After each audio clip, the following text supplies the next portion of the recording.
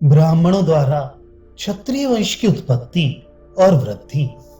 जन्मेजय बोले, ब्राह्मण, आपने यहाँ जिन राजाओं के नाम बताए हैं और जिन दूसरे नरेशों के नाम यहाँ नहीं लिए हैं, उन सब सहस्त्रों राजाओं का मैं भली भांति परिचय सुनना चाहता हूँ।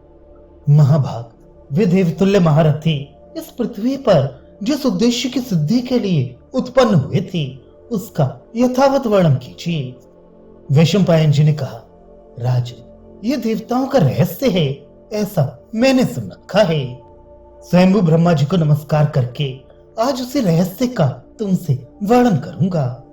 पूर्व काल में जमदग्नि नंदन परशुराम ने 21 बार पृथ्वी को क्षत्रिय रहित करके उत्तम पर्वत महेंद्र पर तपस्या की थी। उस समय जब भृगुनंदन ने इस लोक को क्षत्रिय शून्य कर दिया था, क्षत्रिय नारियों ने पुत्र की अभिलाषा से ब्राह्मणों की शरण ग्रहण की थी। न रत्न, वे कठोर व्रतधारी ब्राह्मण केवल ऋतुकाल में ही उनके साथ मिलते थे, न तो कामवश और न बिना ऋतुकाल के ही।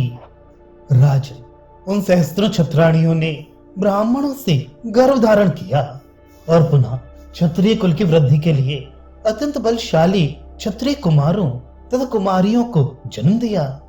इस प्रकार तपस्वी ब्राह्मणों द्वारा क्षत्राणियों के गर्भ से धर्म पूर्वक क्षत्रिय संतान की उत्पत्ति और वृद्धि हुई।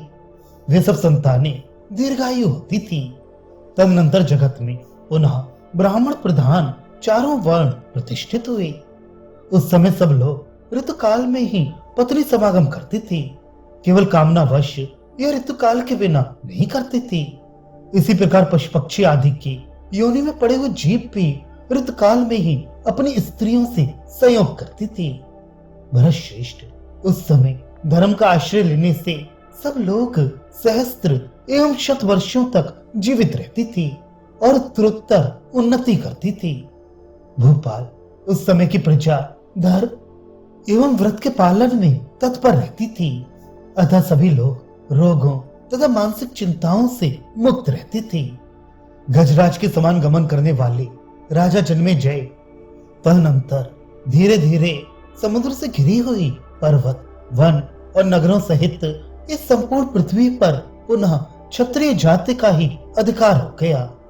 जब पुनः क्षत्रिय शासक धर्म पूर्वक इस पृथ्वी का पालन करने लगे, तब ब्राह्मण आदि वर्णों को बड़ी प्रसन्नता प्राप्त हुई।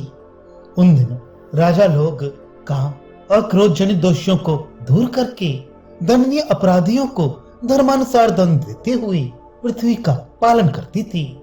इस तरह धर्मपरायण क्षत्रियों के शासन में सारा देश काल अत्यंत रुचिकर प्रतीत होने लगा। उस समय सहस्त्र नेत्रों वाले देवराज इंद्र समय पर वर्षा करके प्रजाओं का पालन करती थी। राजा, उन दिनों कोई भी बाल्यावस्था में नहीं मरता था।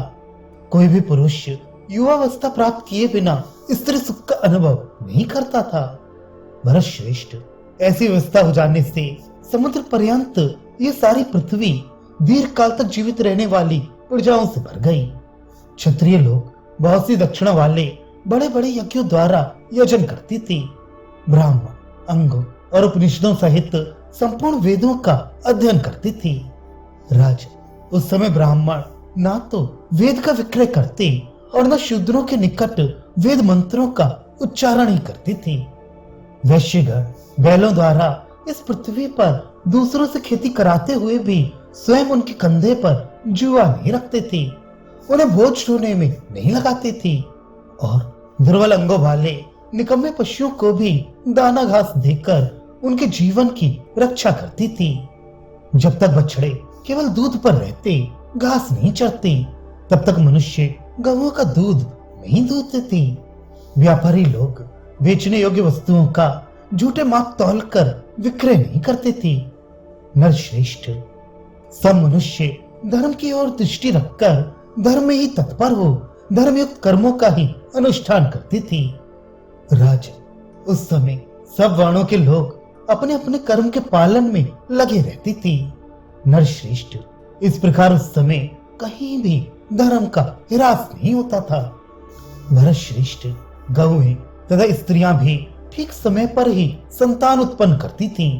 ऋतु आने पर ही वृक्षों में फूल और फल लगती थी। नरेश्वर, इस तरह उस समय सब ओर सतयुग छा रहा था। सारी पृथ्वी नाना प्रकार के प्राणियों से खूब भरी पूरी रहती थी।